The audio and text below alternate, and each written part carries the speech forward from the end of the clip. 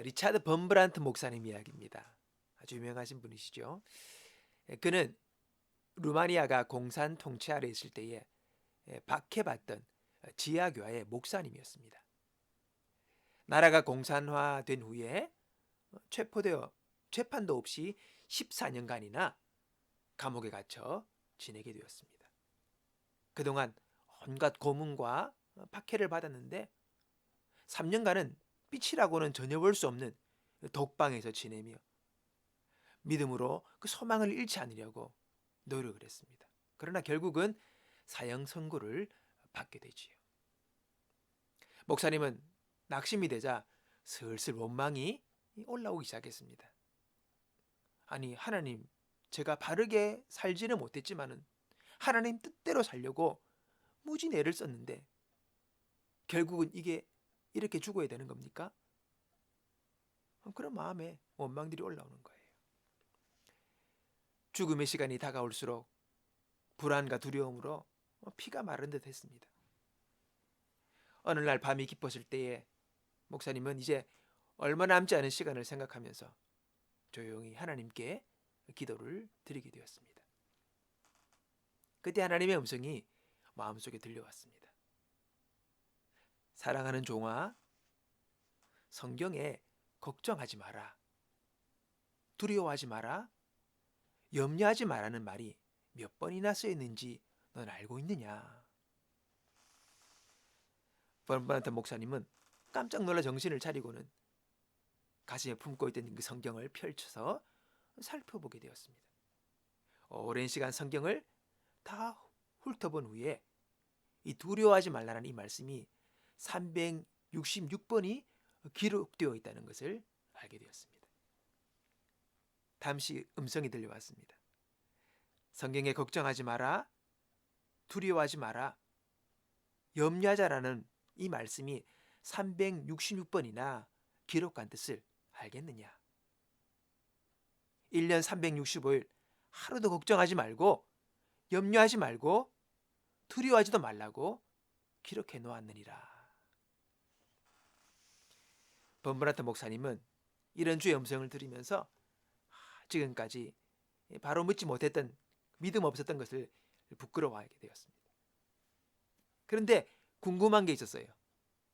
주님, 그런데 1년은 365일인데 왜 366번을 기록하셨습니까? 너는 4년마다 한 번씩 윤년이 돌아오는 것을 알지 못하느냐?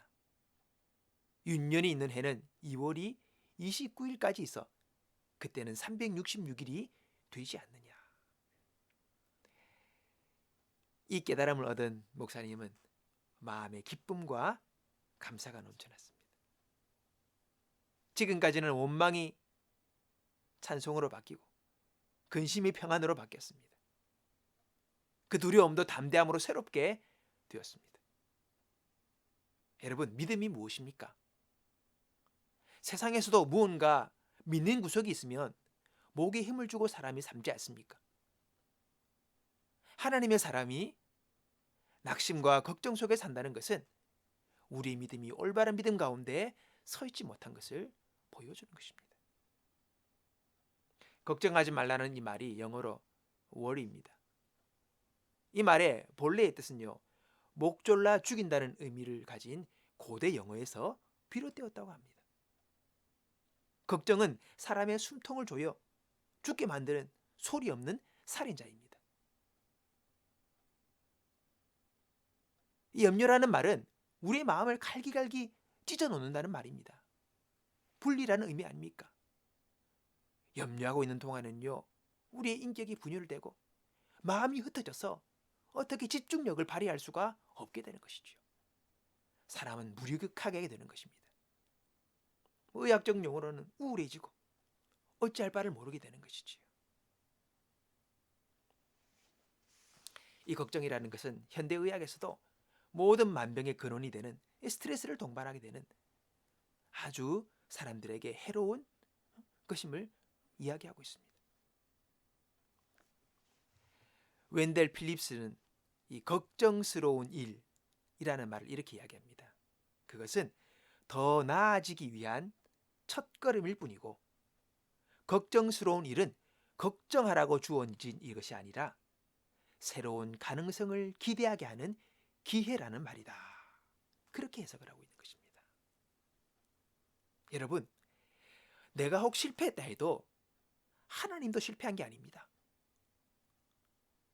나의 실패 이면에서 하나님은 일하시고 합력하여 선을 이루어 가시는 분이라는 것을 우리는 알아야 합니다.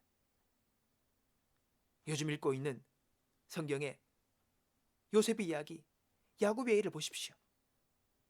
하나님은 그 이면에서 끊임없이 합력하여서 선을 이루어 가시는 우리 하나님이신 것을 우리는 알아야 합니다.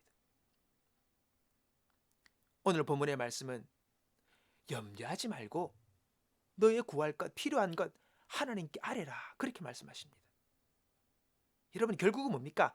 아뢰는 것입니다. 누구에게? 하나님께. 아뢰는 것 뭡니까? 지금의 상황을, 지금의 내 상태를, 지금 내 형편을 그냥 혼자 갖고 있으면서 염려하며 전전긍긍하라는 것이 아니라 하나님께 다 고해 바치는 것이지요. 다 아뢰는 것입니다. 주님, 이렇습니다. 이런 상황입니다. 이렇게 되어야 됩니다. 이것이 문제입니다. 내 혼자 붙들고 있지 않고 그분 앞에 다 아뢰는 것입니다. 그러면 하나님이 모든 지각에 뛰어난 하나님의 평강으로 우리의 마음을 지켜주실 것이라고 약속하고 계시는 것입니다. 여러분, 내 힘으로, 내 능력으로 내가 처리할 수 없으니 걱정하고 있는 것 아닙니까?